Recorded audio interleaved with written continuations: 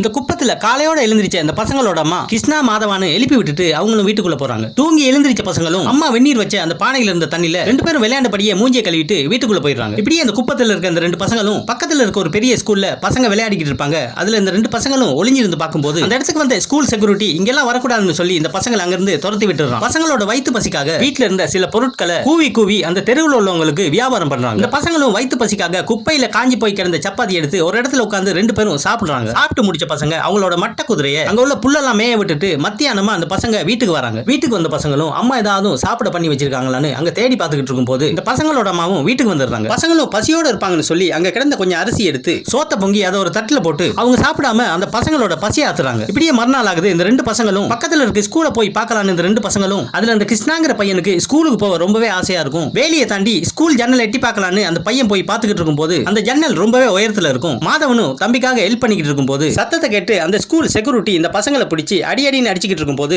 என்ன சத்தம்னு கேட்ட ஸ்கூல் வாத்தியாரும் அந்த இடத்துக்கு வந்துடுறாரு. சின்ன பசங்களை போட்டு இப்படி அடிக்கிற அப்படின்னு சொல்லி அந்த செக்யூரிட்டியை திட்டி அங்கிருந்து அனுப்பிட்டு நீங்க யாருப்பா இங்க என்ன பண்றீங்கன்னு இந்த வாத்தியாரும் கேட்கும்போது அதுக்கு இந்த சின்ன பையன் சொல்றான், சார் எனக்கு ஸ்கூலுக்கு போக ரொம்பவே ஆசையா இருக்கு, என்ன இந்த ஸ்கூல்ல சேர்த்துக்கிறீங்களான்னு சொல்லி இந்த வாத்தியாரை பார்த்து இந்த பையனும் கேட்கறான். அதுக்கு இந்த வாத்தியார் உன்னோட அம்மா அப்பா எங்க, நீங்க எங்க இருக்கீங்கன்னு கேட்கும்போது அதுக்கு இந்த பையன் சொல்றான், பக்கத்துல இருக்க குப்பத்துல தான் நாங்க இருக்கோம், என்னோட அப்பா இறந்து போயிட்டாரு, அம்மா தான் எங்களை பாத்துக்கிறாங்கன்னு சொல்லி ரொம்ப கவலையோட இந்த பையனும் சொல்றான். இதை கேட்டதும் ரொம்ப கவலையோட வாத்தியார் சொல்றாரு, யூனிஃபார்ம் மாட்டிக்கிட்டு நாளைக்கு ஸ்கூலுக்கு வான்னு சொல்லிட்டு வாத்தியாரும் அங்க இருந்து போயிடுறாரு. பையனும் ரொம்ப சந்தோஷமா அங்க இருந்து போய் மறுநாள் ஸ்கூல் விட்டு வர பசங்க கிட்ட அந்த பசங்களை பார்த்து ஏதாவது பழைய யூனிஃபார்ம் இருந்தா எனக்கு தாங்க, நானும் நாளைக்கு ஸ்கூலுக்கு போகணும்னு இந்த பையன் சொல்றான். அதுக்கு அந்த பசங்க சொல்றாங்க, எங்க கிட்டே ஒண்ணு தான் இருக்கு, நீ போய் கடையில வாங்குன்னு அந்த பையனை பார்த்து இந்த பசங்க சொல்றாங்க. இந்த பையனும் டவுன்ல உள்ள அந்த கடைக்கு ஓடோடி போறான். கடைக்கு போன பையனும் அந்த ஓனர் பார்த்து ஸ்கூல் யூனிஃபார்ம் தாங்கன்னு கேட்கும்போது அந்த கடை ஓனரும் காசு இருக்கான்னு கேட்டு அந்த பையன் அங்கிருந்து துரத்தி விடுறான். அங்கிருந்து ஓடி போன பையன் இந்த பையனோட அம்மா வேலை பார்க்குற வீட்டுல போய் நான் ஸ்கூலுக்கு போகணும், எனக்கு ஒரு யூனிஃபார்ம் இருந்தா கொடுங்கன்னு கேட்கும்போது அந்த வீட்டோட அம்மாவும் என்னோட பொண்ணு சட்டை தான் இருக்குன்னு சொல்றாங்க. ஏதாச்சும் பரவாயில்ல தாங்கன்னு சொல்லி இந்த பையன் கேட்கும்போது பாவமா இருக்க அந்த பையனை பார்த்துட்டு அந்த யூனிஃபார்ம் கொடுக்குறாங்க. இந்த யூனிஃபார்ம் மாட்டிக்கிட்டு வீட்டுக்கு ஓடி வேணா அந்த பையன் அவங்களோட பையன் எங்கேயே திருடிக்கிட்டு வந்துட்டான்னு சொல்லி இந்த பையனோட அம்மாவும் அவன் அடியேன்னு நடிச்சு அந்த வீட்டுக்கு போய் யூனிஃபார்ம் கழட்டி கொடுத்துட்டு இந்த பையனை வீட்டுக்கு அழைச்சிட்டு வராங்க. இப்படியே மறுநாள் ஆகுது. அந்த ஸ்கூல் வாத்தியார் இந்த பையனோட வீட்டை தேடி வந்து அந்த பையனுக்கு யூனிஃபார்மையும் ஸ்கூல் பேக்கையும் பையனோட அம்மா கையில கொடுத்துட்டு பையனை நாளையில இருந்து ஸ்கூலுக்கு அனுப்பி வைங்கன்னு சொல்லிட்டு